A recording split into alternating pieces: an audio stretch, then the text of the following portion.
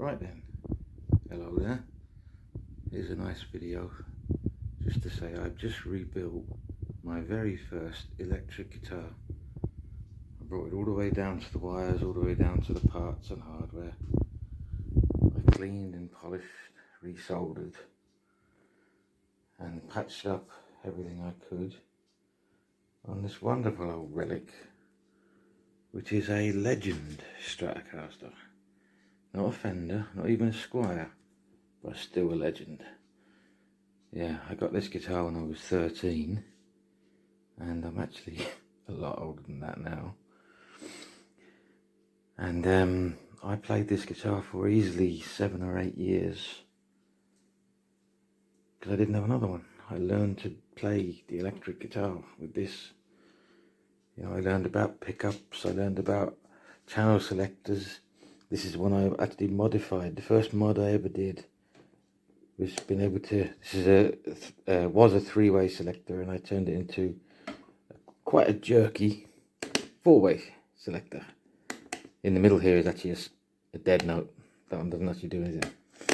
But I wanted that Eric Clapton, Stevie Ray Vaughan twang. And it actually was very successful. It's a strange guitar because it's a really, really heavy instrument. I had the choice of this or a Squire when I was a nipper, but this was actually a little bit more expensive. It weighs an absolute ton. It's a really dense guitar. It's got a longer scale length than most Strats, and it's a twang machine, an absolute twanger. The bridge you see down here is very similar to a Fender bridge. It's very similar to a Squire bridge, a more modern one.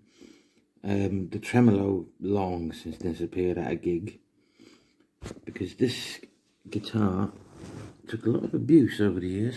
It was the first guitar I ever modded, as I say, first guitar I ever gigged with, first guitar I ever recorded with, first guitar for everything really.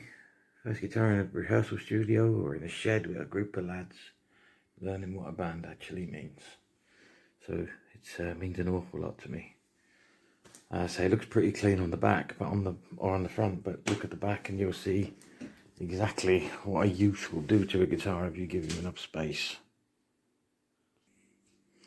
Yep, I was once an idiot. I still don't know what possessed me to do it. I had my little internet name even then. But if you look carefully, that's not filth or dirt. That's actually burn marks from where I was learning to shred up and down this neck. And you can even work out where my bluesy hands were standing. You've got a lot on the A, a lot on the E and the 12th fret obviously, a little bit on the B and a lot on the F sharp. So I was obviously going between blues and Iron Maiden. Yeah, this was the second mod I did. This came off, I think it was a kit guitar. I put them on there from them machine heads, and it worked very well. I just put that one back on, did a little bit of tightening inside it, and this little thing was always, there was actually, this was the funny part, that plectrum that I used for the video, which is going to come up after this, I found in there, so I thought it was useful to keep a little bit of nostalgia. A little 4-bolt neck. It's actually quite a stable neck for this one. And I'm going to have to do this the other way around really. I engraved my name on there. This guitar is called Jimmy, after Jimi Hendrix. And my prison style numbering. Yeah, a lot of miles under the clock on this one. I've just been doing some recording for the first time in about 5 years with her. And the work that I was primarily doing was on the middle pickup, because of the channel selector, as I say, there's a dead one in the middle here. And bridge, completely rebuilt this from scratch, new springs in the back. And in the input jack, that's just had to be tightened and a little bit of solder in there, it was crackling away. But the you can actually see this is a nice little aged colour now. You can see exactly what it looked like before. If I can get this one off, you can see it's Got a bit of a tan line on it now. But there we go. But that's it. This is Jimmy. This is my first ever electric guitar. I will never ever sell it. And now that I've restrung it, it's not going back on the wall. It's going to be played.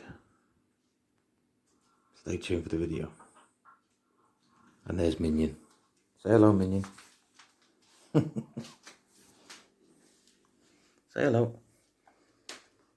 No, she's not a fan. Probably a Les Paul player. I didn't even mention Catgut. Go on in.